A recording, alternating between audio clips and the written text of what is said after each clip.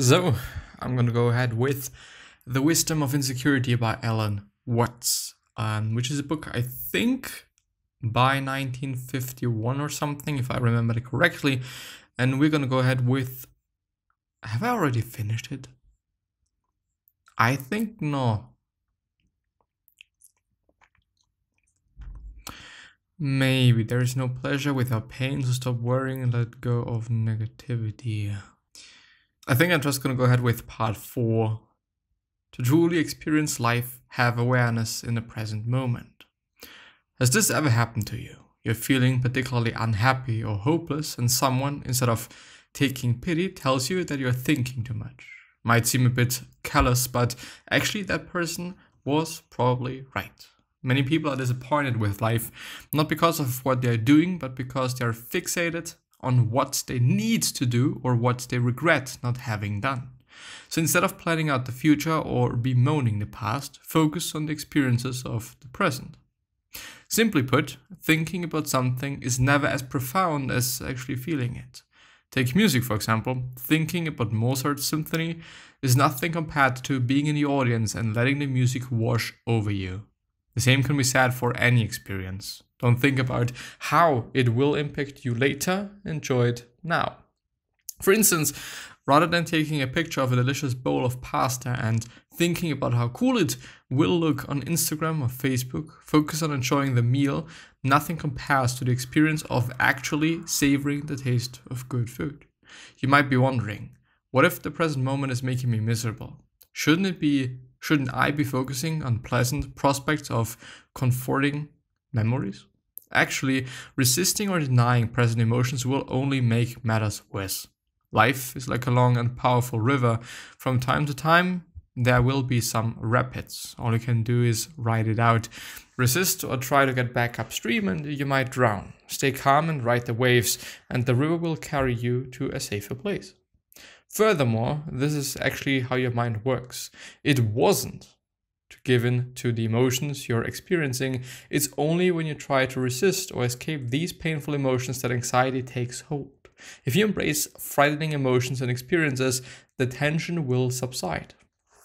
Yeah, this is actually the case, and I've seen this as well. It's the same thing as, okay, don't think about an ice bear.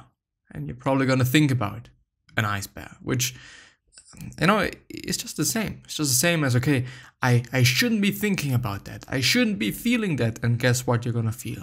Guess what you're going to be thinking about? Like, it is a fucked up thing, that's for sure.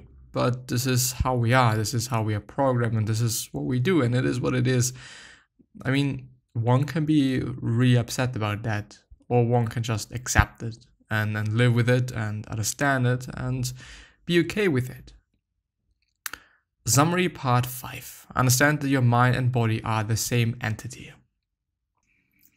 These days we spend so much time in our heads that we lose touch with what's going on elsewhere in the body.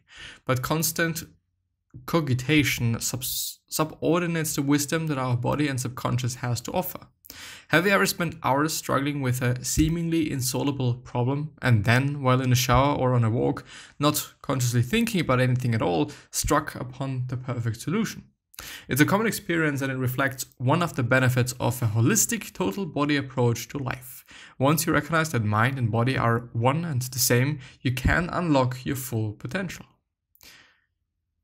One way to facilitate this process is to allow yourself to fully engage with your environment and slow down the constant analytical nagging of your brain. This will allow your mind to subconsciously process information that can lead to creative breakouts or breakthroughs. Consider what goes on during the creative process, whether cooking up strategies for your company's marketing plan or formulating a thesis for an important term paper. You probably rarely hit upon tenable solutions during bouts of strenuous thought. Inspiration tends to come out of the blue when we aren't consciously seeking it. And tapping into the wisdom of the unconscious mind can work for all aspects of life. Take eating, for example. Many indigenous tribes give special attention to their body's wisdom and let their stomach dictate how much they eat. They actually listen to their body. Once it tells them it's satisfied, they will stop eating. On the other hand, we often don't listen to our stomach. We eat with the head, foregoing the actual pleasure of the food and eating as much as possible. So attune yourself to other parts of the body and let these inner voices guide you. If your body doesn't approve of something you're doing, it will speak up. Sometimes it's wise not to second guess your gut feeling.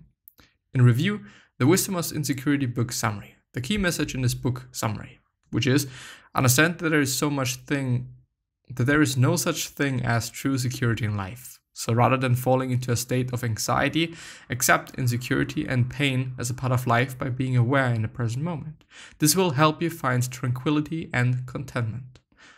Actionable advice. Meditate. Ever tried meditating in the morning? In addition to its benefits in terms of health, meditation will help you tune into your body and shift your focus away from unproductive worry. At least it is what they say. I've been meditating for quite some time, and it's not as easy as it might seem, especially not in the beginning.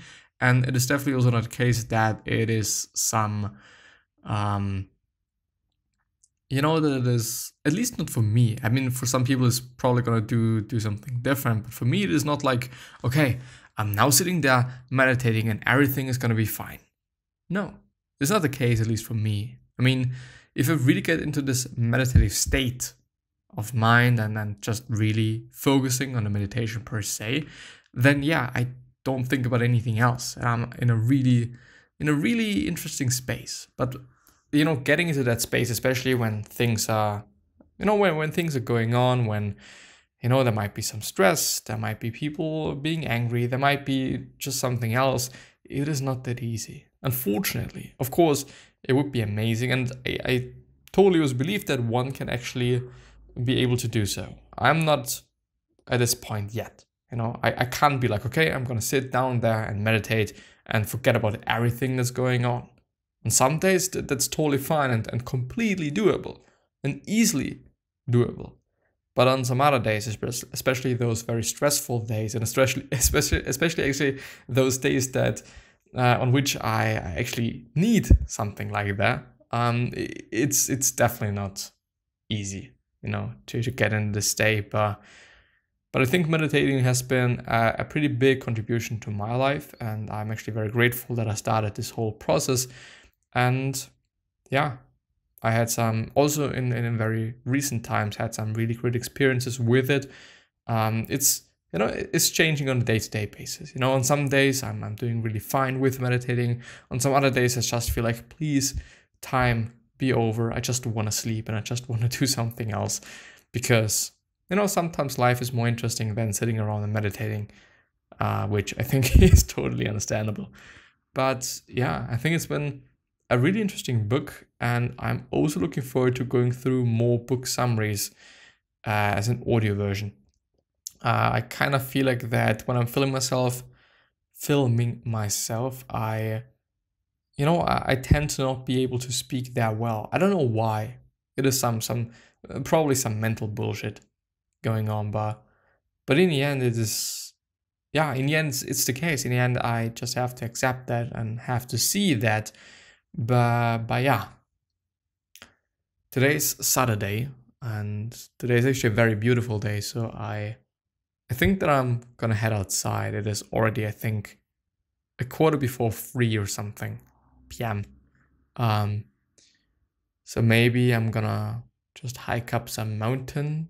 Maybe I'm actually gonna take my bike with me, even though it's probably not really smart, because when it is icy and I fall and I'm riding down a hill or something, chances of me really quite hurting myself are exceptionally high, to be honest. So it's not smart. But as I've seen in life quite often, it might not be the smartest things we should be doing that are then worth doing in the end for the sake of the experience quite. And I'm just way faster. I really hate being so slow, and I don't know, maybe it's also just what I need. Maybe it just also needs to be slow from time to time. I don't know. Could definitely always be the case, but I'll see what I'm gonna do. Anyway, I guess that I'm gonna end the episode there. Let's actually see how much time I'm having on the clock. 10 minutes. 10 minutes is quite nothing. But anyway, I wish you the best. Please take care of yourself and your family members and all of your loved ones, and I'm hopefully gonna see you the next time. So bye bye.